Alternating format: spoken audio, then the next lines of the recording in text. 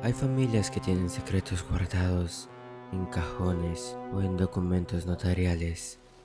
Mi familia, los Hernández, teníamos un secreto que vivía en el pasillo, justo entre el cuarto de mis padres y el mío. Mi mamá, una mujer que siempre fue el pilar de nuestra casa, una arquitecta metódica, de las que no daban un paso sin medirlo, empezó a deshacerse poco a poco. Un otoño de hace algunos años. Todo empezó con una frase. Estábamos cenando, un martes cualquiera, cuando dejó los cubiertos. Me miró y con una voz que no reconocí soltó: siento que alguien está esperando a que me duerma. En ese momento me reí, ¿sabes? Pensé que era el estrés del trabajo, pero al ver sus ojos, supe que no era una broma. Mi mamá tenía miedo, un miedo atávico, primario. A los pocos días, las marcas empezaron a aparecer.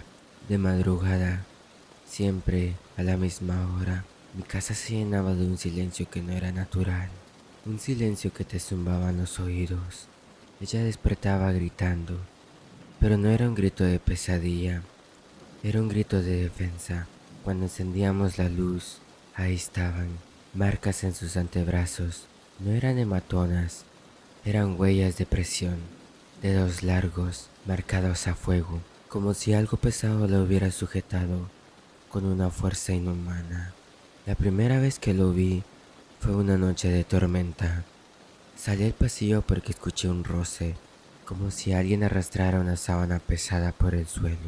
La luz de la cocina proyectaba una sombra alargada en el corredor y ahí estaba. No era un fantasma, no era vapor, era una silueta mucho más alta de lo normal, una mancha de oscuridad absoluta que parecía robarle la luz a las paredes.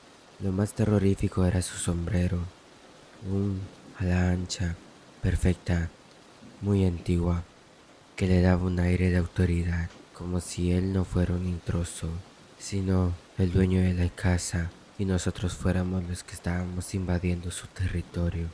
No tenía cara. Cuando intenté enfocar, solo vi un vacío, un hueco de oscuridad que me devolvía la mirada. La casa se volvió un infierno. Empezó a oler a metal, a tierra quemada, a ese ozono que queda después de un cortocircuito. Mi mamá dejó de dormir, empezó a tener parálisis del sueño, y lo que ella describía no era una alucinación. Sentía el peso físico de ese ser sentado al borde de su cama. Escuchaba el chasquido de sus ropas, sentía el aliento gélido contra su nuca. Mi papá, que es el tipo más escéptico que conozco, instaló cámaras. Estábamos desesperados, queríamos probar que estábamos locos, que era todo psicológico. Una noche, mamá se levantó, como si estuviera en trance, y caminó hacia la cocina. Vimos el video después.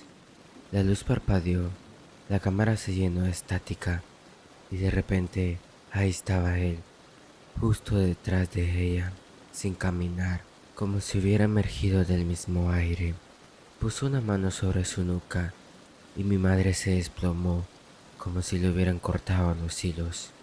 La última noche antes de irnos, escuché un grito que me heló la sangre. Entré corriendo al cuarto y mi mamá estaba colgada de las sábanas, pataleando en el aire, como si una mano invisible la estuviera asfixiando. La levantaban por el cuello sin que nadie la tocara. Tiré golpes al aire con un bat de béisbol, golpeando nada, pero sintiendo esa resistencia sólida, como si hubiera golpeado un neumático o una masa de caucho helado.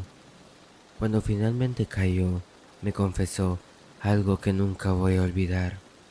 Me dijo que desde niña lo había visto, que no era una presencia nueva, sino un acreedor, que esa cosa no se alimentaba de miedo, se alimentaba de la autoridad que ella le daba cada vez que temblaba al verlo.